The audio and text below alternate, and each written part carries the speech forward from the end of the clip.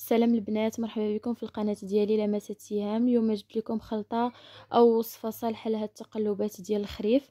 عندي في المكونات كلهم فيهم منافع للجسم ديالنا.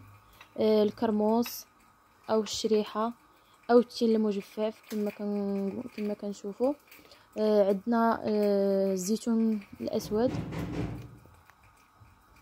كما كتشوفوا البنات، انا جبت الكرموس قطعتها طريفات بحال هكا، ما بخرتهاش، غير مسحتها مزيان وقطعتها.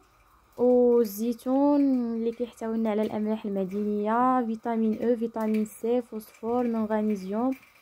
والثومه من اكثر الخضر المعروفه من حيث الخصائص العلاجيه ديالها، كتكافح لنا بزاف ديال الامراض، فيها مضادات الاكسده.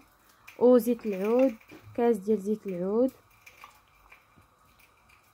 وندوزو دابا نطحنو الزيتون بعد ما حيدنا له العظم، ونطحنو عاوتاني الكرموس حتى تليل لينا مزيان. الزيتون بعد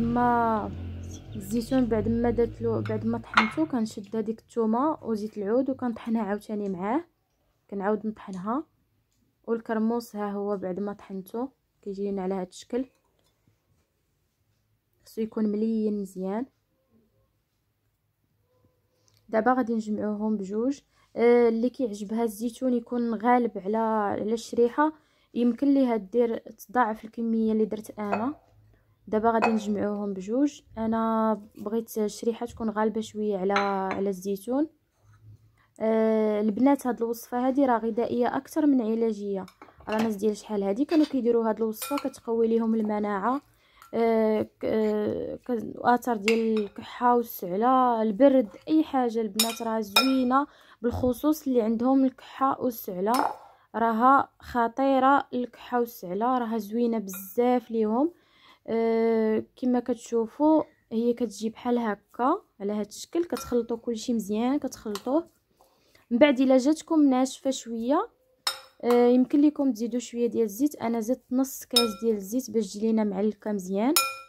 وكما قلت لكم البنات، يمكن لكم تزيدوا الزيتون، طحنوه وتعاودوا ديروه، راها كتجي زوينه. راه الناس كيفطروا بها في الصباح، كياكلوها في الصباح، وهي من الاحسن تفطروا بها بالصباح. انا ها هو الزيت زدته حيت جاتني ناشفه شويه.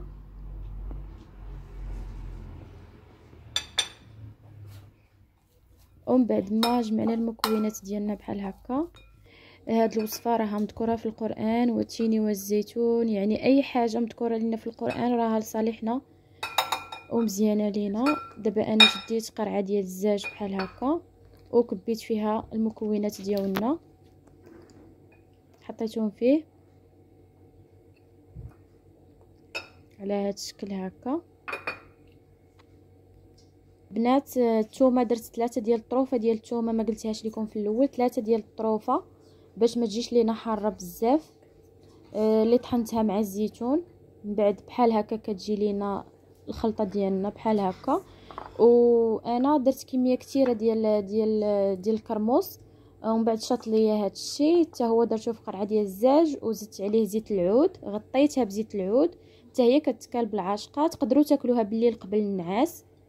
المهم هذه راها وصفه فعاله للكحه والسعله او السعله وحتى البرد، راه وصفه فعاله البنات والله.